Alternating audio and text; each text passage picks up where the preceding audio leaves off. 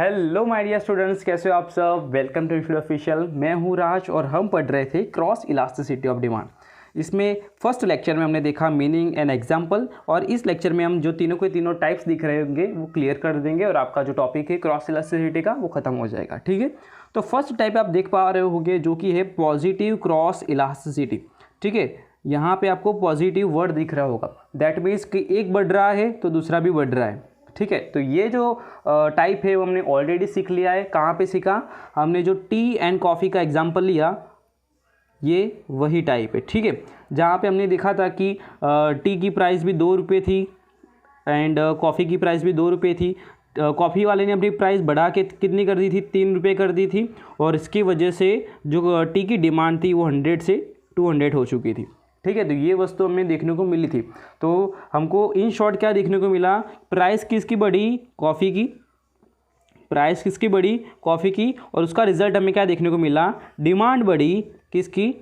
चाय वाले की। ठीक है, तो यहाँ पे प्राइस भी बढ़ी, डिमांड भी बढ़ी, दोनों सेम डायरेक्शन आप देख पा रहे होगे। ये भी ऊपर जा रहा है, ये भी ऊपर जा रहा है, इसीलिए ये कौन सा टाइप हो गया? Positive cross elasticity. ठीक है, पता लग गया।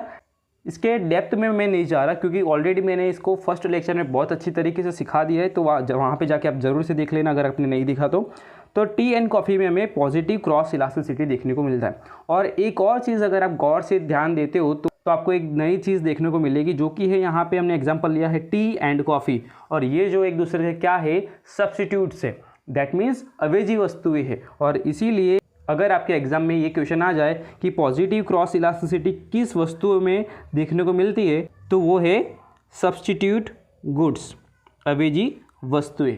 ठीक है, ओके, कंप्लीट। ओके, अब इसकी फिगर देख लेते हैं कि फिगर कैसी है। फिगर जो आपको दी गई है कुछ इस प्रकार से दी गई है, और फिगर में आपको एक करेक्शन करना है, जो कि मैंने यहाँ पे किया हुआ है कि आपकी जो बुक है वहाँ पे आपको क्या कर देना है कि यहाँ पे प्राइस लिख देना है। ठीक है, यहाँ पे गलती से उन्होंने डिमांड लिखा है तो आपको प्राइस लिख देना है। ठीक है, क्योंकि हम किसके रिलेशनशिप की बात कर रही है? Demand of T and price of coffee की। ओके, यहाँ पे इतना कंप्लीट, और सारी की सारी फिगर्स जो है वहाँ पे इस तरीके का आपको करेक्शन करना है। यहाँ पे वाई एक्सिस पे सारी की सारी फिगर्स में आपको प्राइस लिखना है। ओके, अब यहाँ पे देखो क्या होता है, मैं यहाँ पे आपको ड्रॉ करके बताता हूँ। कुछ ये रहा हमारा वाई एक्सिस, ये रहा हमारा एक्स एक्सिस। ठीक है, यहाँ पे एक्स एक्सिस पे हमने लिख दिया क्वांटिटी डिमांड ऑफ टी, और यहाँ पे हमने लिखा price of coffee. Okay, initial price हम इतनी ले लेते हैं और इनिशियल क्वांटिटी इतनी ले लेते हैं। ठीक है, यानी कि इतनी प्राइस पे इतनी क्वांटिटी परचेस की जा रही थी। अब क्या हुआ? कॉफ़ी वाले ने अपनी प्राइस बढ़ा दी, P1 कर दी, तो एज अ रिज़ल्ट क्या हुआ कि चाय की डिमांड बढ़ के Q1 हो चुकी। ठीक है, और इसको कुछ इस तरीके से हम जॉइंट करेंगे तो कुछ इस प्रकार से आपकी जो आकृति है वो बनेगी, और इस तरीके से यहाँ पे जो दो पॉइंट्स बने उनमें से अगर आप लाइन यूँ पसार करोगे, ठीक है, तो आपको इस प्रकार की लाइन मिलेगी जिसको आपको नाम देना है positive cross elasticity.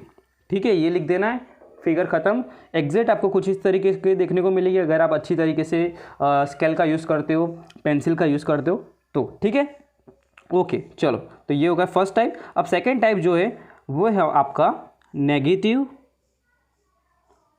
Cross elasticity. अब नेगेटिव क्रॉस इलास्टिसिटी में क्या देखने को मिलता है?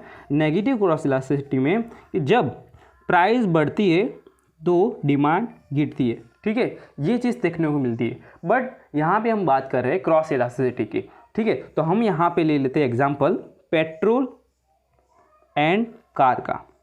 ठीक है, सपोज करो आप एक नई कार लेना चाहते हैं, या तो फिर नया स्कूटर लेना चाहते हैं, नया बाइक लेना चाहते हैं। ठीक है, आप कुछ भी ले सकते हो।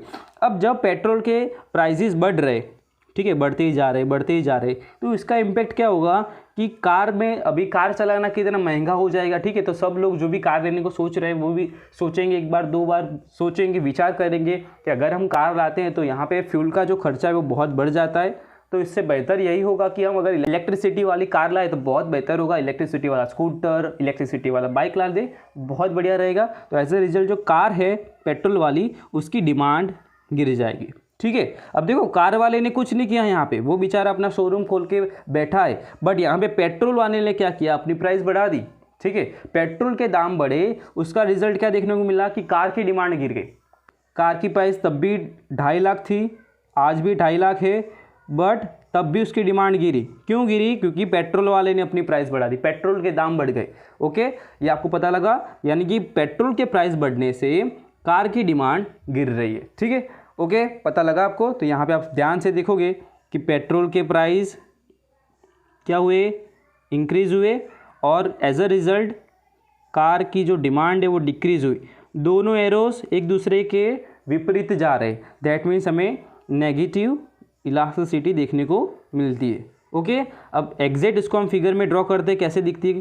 ठीक है, 1 मिनट। ओके, अब आप एकदम रेडी हो जाइए, कुछ है नहीं इसमें, एकदम ईजी है। ये रहा हमारा वाई एक्सिस, ये रहा हमारा एक्स एक्सिस। ठीक है, एक्स एक्सिस पे हम लिख देंगे डिमांड, किस चीज़ की demand, quantity demand of car. Y axis पे हम लिखेंगे प्राइस ऑफ पेट्रोल। ठीक है, और यहाँ पे ओरिजिन हमारा 0। अब जब इतनी प्राइस थी पेट्रोल की, ठीक है, आपको कम दिख रही होगी, इतनी दिख रही है, दैट मीन्स पेट्रोल की प्राइस क्या है, कम है, तो कार की डिमांड ज़्यादा थी, इतनी। क्यों? क्योंकि पेट्रोल के दाम कम है तो लोग डिमांड बढ़ाएंगे, तो इस प्रकार से कार की डिमांड उस टाइम पे ज़्यादा थी। बट जब पेट्रोल के दाम बढ़ गए, ठीक है, यहाँ तक आ चुके, तो एज अ रिज़ल्ट क्या देखने को मिलेगा कि जो कार की डिमांड है वो गिर जाएगी और यहाँ पे आ जाएगी। ठीक है, तो कुछ इस प्रकार से हम जॉइंट करते हैं तो कुछ इस प्रकार से बनता है। ओके, और ये वाला कुछ अगर इस जॉइंट करेंगे तो इस प्रकार से बनेगा, और आखिर में एक लाइन ड्रॉ कर देंगे जो बन जाएगी हमारी नेगेटिव क्रॉस इलास्टिसिटी। ओके, ख़त्म। और एग्जैक्ट आप ड्रॉ करोगे तो कुछ आपको इस तरीके से देखने को मिलेगी। ठीक है, आप देख पा रहे हो कि स्टार्टिंग में इतनी प्राइस थी और जब प्राइस बढ़ी तो क्वांटिटी डिमांड गिर गई।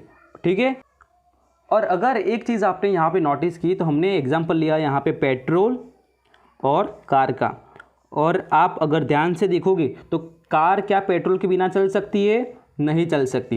That means car and petrol क्या हो गए? कॉम्प्लीमेंट्री वस्तुएं हो गए। क्या हो गए? कॉम्प्लीमेंट्री। कॉम्प्लीमेंट्री दैट मीन्स पूरक वस्तु हो गई, और पूरक वस्तु यानी कि एक दूसरे के बिना वो चलेंगे नहीं। ठीक है, तो यहाँ पे अगर एमसीक्यू में कदाच आ जाए कि नेगेटिव क्रॉस इलास्टिसिटी किस में देखने को मिलती है, किस वस्तु में देखने को मिलती है, तो ये पूरक वस्तु में देखने को मिलती है। ओके, नेक्स्ट है हमारा जीरो क्रॉस इलास्टिसिटी। अब क्वेश्चन में आ जाए कि जीरो क्रॉस इलास्टिसिटी किस प्रकार के वस्तु में देखने को मिलती है, तो यहाँ पे जिसका भी रिलेशन कुछ ना हो, जिन दोनों वस्तुओं का रिलेशन कुछ भी ना हो, ठीक है, यानी कि हम एग्जांपल लेंगे यहाँ पे माचिस और क्लोथ का। क्लोथ एंड माचिस के बीच में कुछ भी रिलेशनशिप नहीं है। ठीक है, आप देख सकते हो यहाँ पे माचिस लिया गया है, यहाँ पे क्लोथ लिया गया है। क्लोथ की प्राइस बढ़ेंगे तो माचिस की डिमांड में कुछ भी फर्क नहीं आएगा, माचिस की प्राइस बढ़ेगी तो क्लोथ की डिमांड में कुछ भी फर्क नहीं आएगा। क्यों? क्योंकि ये दो वस्तु एकदम सेपरेट है। ठीक है, इन दोनों में किसी भी प्रकार का रिलेशनशिप नहीं है। तो जीरो क्रॉस इलास्टिसिटी कहाँ पे देखने को मिलती है? जहाँ पे दो गुड्स के बीच में किसी भी प्रकार का रिलेशनशिप न हो, उस प्रकार की गुड्स में जीरो क्रॉस इलास्टिसिटी देखने को मिलती है। ठीक है, अगर मैं यहाँ पे बोलूँ कि प्राइस बढ़ गई है किसकी? क्लोथ की, तो यहाँ पे क्वांटिटी डिमांड में क्या फ़र्क आएगा? किसके? माचिस के। माचिस के क्वांटिटी डिमांड में क्या फ़र्क आएगा? तो सोचोगे तो आपको कुछ भी नहीं मिलेगा। क्यों नहीं मिलेगा? क्योंकि माचिस एंड क्लोथ एक दूसरे से किसी भी प्रकार से रिलेटेड है नहीं। ठीक है, तो इसी प्रकार से आप देखोगे तो जब प्राइस बढ़ेगी क्लोथ की तो क्वांटिटी डिमांड जो माचिस की पहले थी आज भी उतनी ही रहेगी, यानी कि यहाँ पे कोई भी प्रकार का फ़र्क पड़ेगा नहीं। और इसको अगर आप एग्जैक्ट फिगर में ड्रॉ करने जाओगे तो कुछ आपको इस प्रकार से मिलेगा कि ये हो गया वाई, ये हो गया हमारा एक्स। ठीक है, और यहाँ पे हम ज़ीरो लिख देंगे, यहाँ पे लिखेंगे क्वांटिटी डिमांड ऑफ माचिस। ओके, और यहाँ पे लिखेंगे price of what? Price of cloth. ठीक है, अब देखोगे यहाँ पे प्राइस थी क्लोथ की, तब इतनी क्वांटिटी डिमांड की जाती थी, किसकी? माचिस की। ठीक है, जब प्राइस बढ़ गई, क्लोथ वाले ने अपनी क्लोथ की प्राइस बढ़ा दी, तो एज अ रिजल्ट क्या होगा? जो माचिस की डिमांड थी पहले उतनी ही रहेगी, इतनी डिमांड थी उतनी ही डिमांड रहेगी। फिर से प्राइस उसने बढ़ा दी, P1 कर दी, तो एज अ रिजल्ट जो डिमांड माचिस की थी जो पहले थी इतनी उतनी ही रहेगी। ठीक है, तो आपको इस प्रकार से कुछ ये वाली लाइन दिखेगी, जॉइंट करोगे तो, और इसको नाम दे देना जीरो क्रॉस इलास्टिसिटी। ठीक है, जीरो क्रॉस इलास्टिसिटी इसको नाम दे देना है और ख़त्म। ओके, कोई भी प्रकार का डाउट? ओके, वेरी गुड, इतना ही है। ये जो क्वेश्चन है कुछ 7 मार्क्स में आपको पूछा जा सकता है और 14 मार्क्स में भी आने के इसके चांसेस है। अगर 14 मार्क्स में आ जाता है तो बहुत अच्छा है, 7 मार्क्स में आता है तो एक दो बार विचार करेंगे, क्योंकि जो 14 मार्क्स वाला क्वेश्चन दिया गया होगा उसको आपको पहले अटेम्प्ट करना है, और अगर आपको वो नहीं आता तभी आपको 7 मार्क्स के क्वेश्चन को देखना है। ठीक है, फर्स्ट अटेम्प्ट आपको 14 मार्क्स के लिए करना है, अगर 14 मार्क्स वाला नहीं आता तभी 7 मार्क्स के क्वेश्चन के लिए जाना है। ओके, कोई भी डाउट आपको रहता है क्रॉस इलास्टिसिटी में तो मुझे कमेंट करके बताना। ठीक है, कुछ भी पॉइंट आपको समझ में नहीं आया तब भी बताना, कोई नया एग्जाम्पल चाहिए तब भी बताना, मैं एग्जाम्पल दे दूंगा आपको। ठीक है, तो मिलते हैं अभी नेक्स्ट यूनिट में, तब तक के लिए जलसा कर जो, आओ जो, बाय बाय।